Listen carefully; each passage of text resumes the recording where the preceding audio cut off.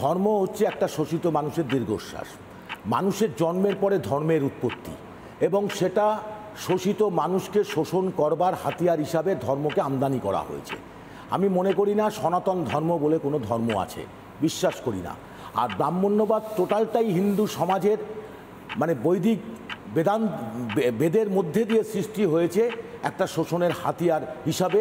অর্থাৎ কায়েমি স্বার্থান্বেষী মানুষেরা ধর্মীয় ভাবাবেগকে কাজে লাগিয়ে মাতৃতান্ত্রিক সমাজ ব্যবস্থা যখন ছিল আদিম সাম্যবাদী সমাজ ব্যবস্থায়, সেই সমাজ ব্যবস্থার উত্তরণকালে পুরুষতান্ত্রিক বাহুবলী ব্যবস্থা কায়েম করার মধ্যে দিয়ে রাষ্ট্রের জন্ম হয়, এবং রাষ্ট্রকে টিকিয়ে রাখার স্বার্থেই ধর্মকে সৃষ্টি করা হয়।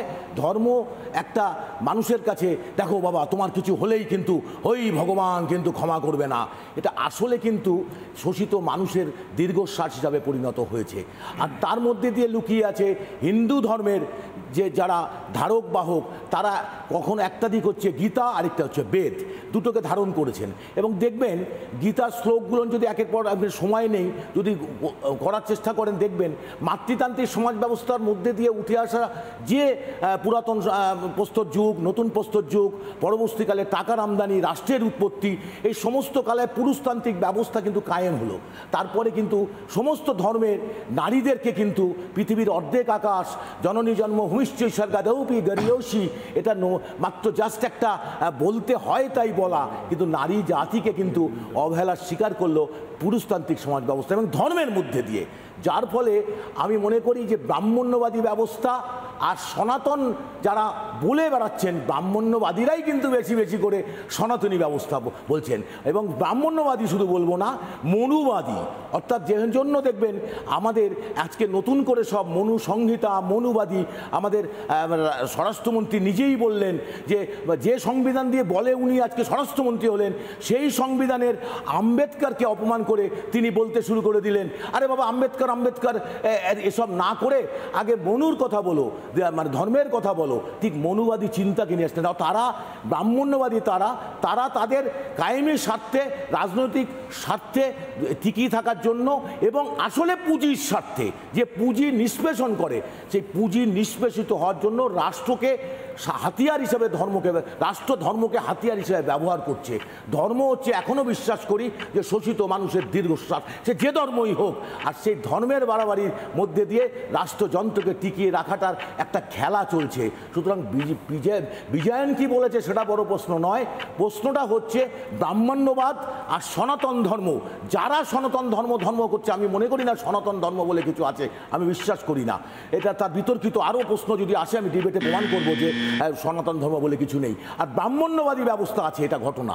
আদি হাজার হাজার বছর থেকে ব্রাহ্মণ্যবাদী, যারা মনুবাদী ব্যবস্থা, মনুবাদী চিন্তার উত্তরস্বরী, আজকে যারা আমাদের রাষ্ট্রযন্ত্র নিয়ন্ত্রণ করছে। ব্রাহ্মণ্যবাদ বা এই আপনাদের ভাষায় ঘৃণিত সনাতন ধর্ম আরেকটি জিনিসের কিন্তু সৃষ্টি করেছে, সেটা হচ্ছে পদবী।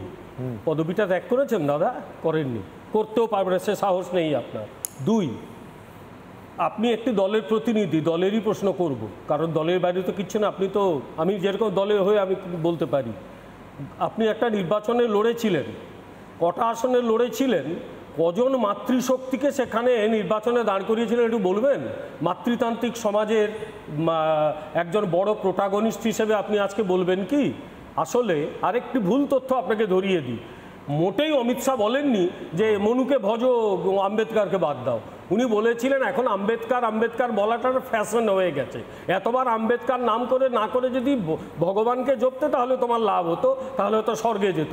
উনি একবারও বি.আর. আম্বেদকরকে ছোট করেননি, ছোট করতে চাননি। সুতরাং আপনাকে আমি সংশোধন করে দিলাম। উনি স্বীকার করে নিলেন যে অমিত শাহ ঠিকই বলেছেন যে ভগবানকে ডাকো, অর্থাৎ স্পিরিচুয়াল পাওয়ার। যেখানে বিজ্ঞানের শেষ, সেখানে স্পিরিচুয়াল পাওয়ারের শুরু। সুতরাং স্পিরিচুয়াল পাওয়ারকে ডাকার জন্য তাহলে উনি স্পিরিচুয়াল পাওয়ারকে ডেকে নিয়েই শপথটা গ্রহণ করতে পারতেন। কি দরকার ছিল আম্বেদকরের সংবিধানের মধ্যে বসার? অবশ্যই আম্বেদকর ফ্যাশন, এটা ঘটনা, এটা অহংকার আমাদের আম্বেদকর।